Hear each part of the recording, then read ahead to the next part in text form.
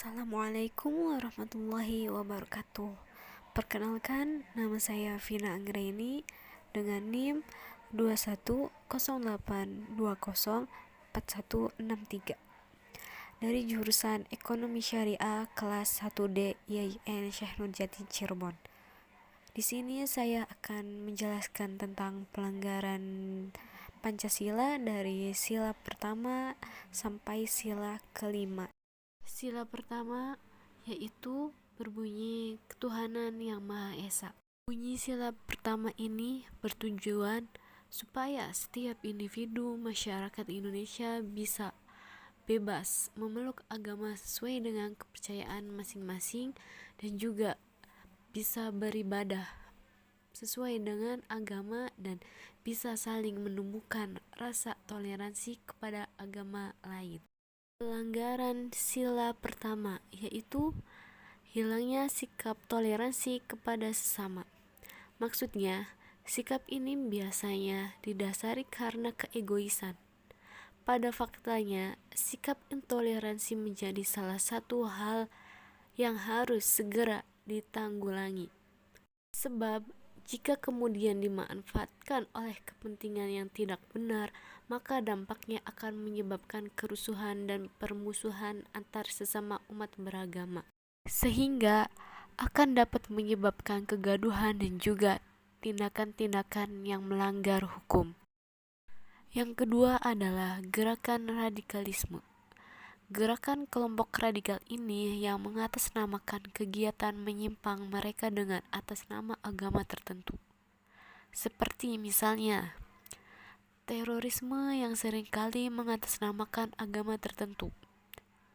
Munculnya banyak gerakan radikalisme membuktikan bahwa memang ada banyak sekali orang yang kemudian tidak memahami mengenal nilai dasar kepancasilaan. Yang ketiga adalah perusakan tempat ibadah. Perusakan tempat ibadah ini hanya karena merasa terganggu atau karena konflik dan permasalahan lainnya.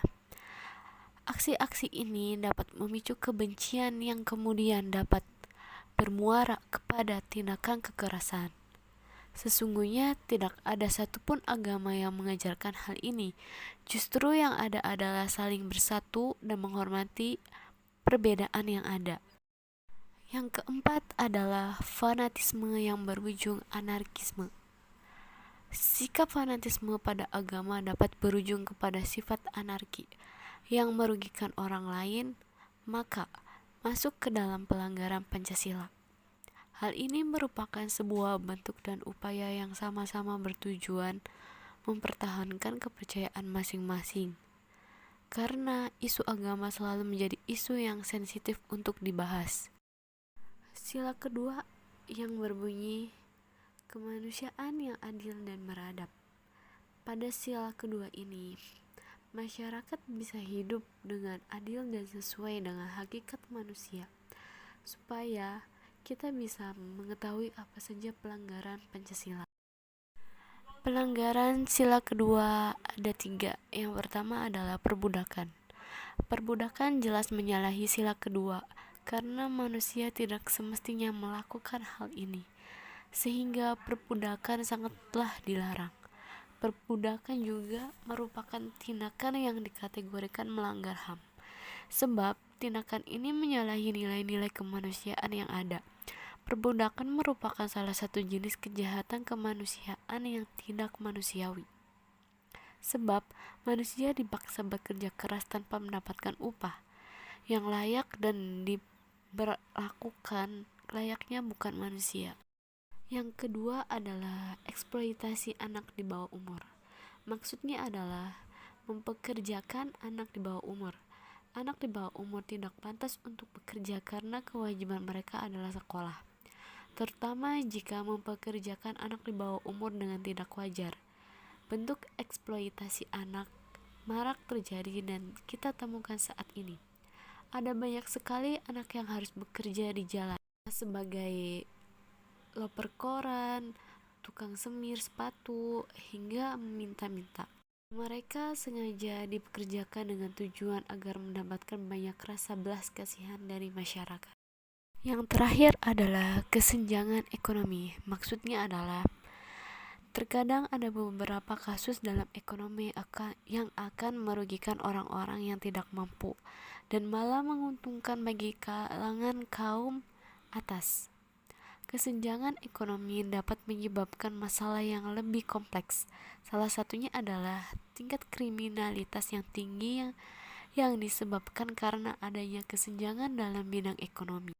Masyarakat kelas bawah banyak yang terseret dalam pusara kejahatan, mulai dari pencurian, perampokan, hingga kejahatan lainnya. Sila ketiga yang berbunyi Persatuan Indonesia yang memiliki makna penting, yaitu mengutamakan persatuan seluruh bangsa Indonesia yang berbeda dari suku, agama, ras, dan budaya. Dengan sila ini diharapkan jika Indonesia bisa bersatu walau berbeda-beda. Pelanggaran sila ketiga yang pertama adalah rasisme. Maksudnya, Indonesia terdiri dari berbagai macam suku ras. Semua suku tentu saja memiliki keunikan dan kelebihan masing-masing. Membandingkan dan menganggap suku lain remeh tentu saja merupakan salah satu pelanggaran dari sila ini, karena semuanya memang diciptakan berbeda-beda saling melengkapi. Yang kedua adalah konflik antar suku. Makna dari sila ini adalah mempersatukan Indonesia. Jika terjadi perang suku tertentu, Indonesia akan terpecah dan mungkin tidak menjadi utuh, sehingga bisa menjadi salah satu pelanggaran Pancasila. Sila yang keempat berbunyi kerakyatan yang dipimpin oleh hikmah kebijaksanaan dalam permusyawaratan perwakilan. Pada sila ini memiliki makna yang lebih mengutamakan kepentingan masyarakat dan juga negara. Pelanggaran sila keempat yang pertama adalah ketidakadilan di bidang hukum. Sila keempat mengungkapkan akan lebih mementingkan masyarakat daripada pemerintah itu sendiri. Namun, nyatanya masih banyak penyimpangan dan kekeliruan dalam hukum, sehingga menimbulkan ketidakadilan bagi masyarakat. Yang kedua adalah terbatasnya kebebasan berpendapat. Maksudnya adalah melarang orang untuk berpendapat atau bahkan memboikotnya. Hal ini berbeda dan bertentangan dari sila keempat. Dan yang terakhir adalah diskriminasi jabatan atas dasar suku, agama, dan ras. Maksudnya, sangat disayangkan jika Indonesia ini memiliki beragam suku, namun masyarakatnya masih banyak yang belum bisa berkembang dengan baik. Contohnya saja, adanya larangan seseorang yang beragama dan suku minoritas yang dilarang menduduki suatu jabatan hanya karena tidak seagama atau tidak satu suku. Sila kelima yang berbunyi keadilan sosial bagi seluruh rakyat Indonesia. Sila ini bermakna yaitu semua masyarakat Indonesia harus bisa hidup dengan adil. Namun nyatanya sampai saat ini masih banyak sekali hal yang dilanggar.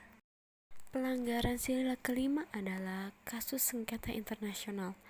Salah satu contoh nyata tidak adilnya itu bisa kita lihat bagaimana negara memperlakukan veteran atau pejuang yang sudah mengabdi pada negara, bahkan sejak zaman kemerdekaan. Banyak sekali veteran dan mantan atlet yang sekarang ini hidupnya susah dan bahkan harus berjualan di usia rentan. Padahal dahulu mereka berjuang bertaruh nyawa hanya untuk merdeka dan bisa mengharumkan nama Indonesia.